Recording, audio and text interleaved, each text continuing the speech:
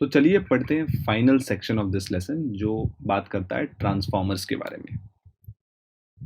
Transformer क्या होता है? ट्रांसफॉर्मर एक ऐसा डिवाइस है जो एक वोल्टेज लेवल से दूसरे वोल्टेज लेवल में चेंज करता है सोर्स को, फ्रीक्वेंसी को बदले बिना। हाई भी कर सकता है और लो भी कर सकता है, बट फ्रीक्वेंसी कभी बदलता नहीं है ट्रांसफॉर्मर। ट्रांसफॉर्मर वर्क करता है on the principle of mutual induction, और ट्रांसफॉर्मर में दो सेट ऑफ कॉइल्स होते हैं और दोनों एक दूसरे से इंसुलेटेड होते हैं।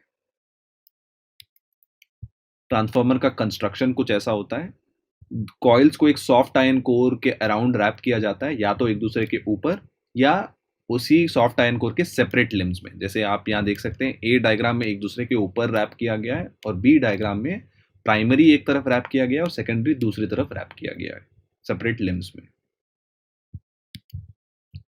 अब प्राइमरी कॉइल जो इनपुट कॉइल है, जो हमारा इनपुट वोल्टेज है, उसमें एनपी टर्न्स होते हैं, और सेकेंडरी कॉइल में हम मान के चलेंगे उसमें एनएस टर्न्स होते हैं, S for secondary, P for primary. अब ट्रांसफॉर्मर चलता कैसे है?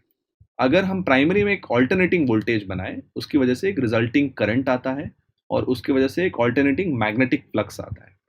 अब ये मैग्नेटिक फ्लक्स सेकेंडरी को लिंक करता है और उसकी वजह से उसमें एक इंड्यूस्ड ईएमएफ आता है। अब इस value of this EMF number of turns पे डिपेंड करता है सेकेंडरी में, राइट? अब हम एक ऐसे आइडियल ट्रांसफॉर्मर मानेंगे जहां पे प्राइमरी में नेग्लिजिबल रेजिस्टेंस है और सारा फ्लक्स जो है वो दोनों प्राइमरी और सेकेंडरी वाइंडिंग्स को अच्छे से लिंक करता है। तो मान के चलेंगे कि फाई हर टर्न, कोर के हर टर्न टाइम टी पे फाई फ्लक्स है due to the current in the primary voltage, अगर हमने वीपी अप्लाई किया। तो इसका मतलब ये है कि इंड्यूस्ड ईएमएफ या वोल्टेज ईएस, सेकेंडरी में जो एनएस टर्न्स है उसमें इंड्यूस्ड ईएमएफ होगा ES equals minus NS d phi by d t. अब ऑल्टरनेटिंग फ्लक्स जो फाई है, वो जो ऑल्टरनेट हो रहा है, उसके वजह से एक ईएमएफ इंड्यूस होगा, बैक ईएमएफ प्राइमरी में इंड्यूस होगा, वो होगा minus NP d phi by d t. But ES must be equal to VS, क्योंकि ईएस और वीएस एक दूसरे से कनेक्टेड है, और EP must be equal to VP. इसका मतलब यह है कि VP minus NP d phi by d t होगा और VS minus NS d phi by d t होगा। अब इन दोनों का रेशियो ले लें तो मुझे मिल जाएगा VS by VP is NS by NP.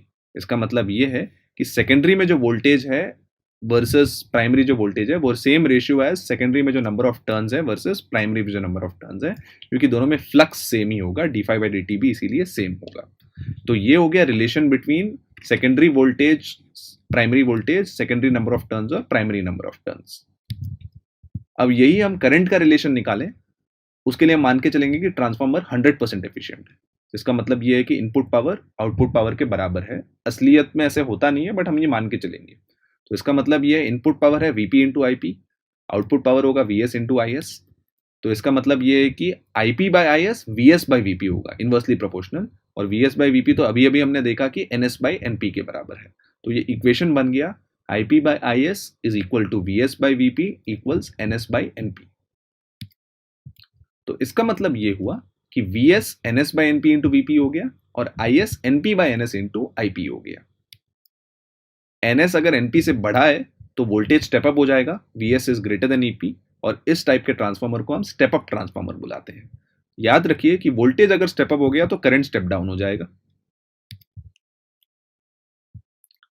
Similarly NS अगर एनपी से छोटा है तो वोल्टेज स्टेप डाउन हो जाएगा, तो VS will become less than VP, और ऐसे टाइप के ट्रांसफॉर्मर को हम स्टेप डाउन ट्रांसफॉर्मर बुलाते हैं। अब हम देखते हैं कि जो ट्रांसफॉर्मर्स है वो हम मान के तो चले थे कि वो 100% एफिशिएंट है, बट एक्चुअली ऐसे होता नहीं है। एनर्जी लॉसेस होते हैं एक्चुअल ट्रांसफॉर्मर्स में। इसके क्या क्या रीजंस हैं? पहला रीजन है फ्लक्स लीकेज। हमेशा फ्लक्स लीकेज तो होता ही है। हमने ये अज्यूम किया था कि फ्लक्स हमेशा कांस्टेंट होता है, बट हमेशा होता ये है कि प्राइमरी की वजह से जो फ्लक्स होता है it does not pass through the secondary, क्योंकि एयर गैप्स होते हैं कोर पे। तो पहला रीजन है एनर्जी लॉसेस इन ट्रांसफॉर्मर्स का फ्लक्स लीकेज। दूसरा रीजन है रेजिस्टेंस ऑफ वाइंडिंग्स। हम ये मान के चल रहे हैं कि वाइंडिंग्स में खुद की कोई रेजिस्टेंस नहीं है तो पावर डिसिपेट नहीं होगा, बट असलियत ये है कि कोई भी वायर में कुछ तो रेजिस्टेंस होती ही है और उस रेजिस्टेंस में थोड़ा एनर्जी लॉस तो होगा ही। तो हीट की वजह से एनर्जी लॉस वहां पे होगा। तो ये दूसरा रीजन है एक्चुअल ट्रांसफॉर्मर्स में एनर्जी लॉस की वजह से, flux leakage, resistance of windings. तीसरा रीजन है eddy currents. Alternating magnetic flux की वजह से एडी करंट्स आते हैं आयन कोर में और इसकी वजह से हीटिंग होती है। और एडी करंट की इफेक्ट को कम करने के लिए हम लैमिनेटेड यूज करते हैं, बट उससे भी ये इफेक्ट कंप्लीटली कम नहीं होता है। So the third reason why energy losses होते हैं इस ऑल्टरनेटिंग मैग्नेटिक फ्लक्स की वजह से जो एडी करंट्स इंड्यूस होती हैं। और चौथा रीजन है हिस्टेरेसिस।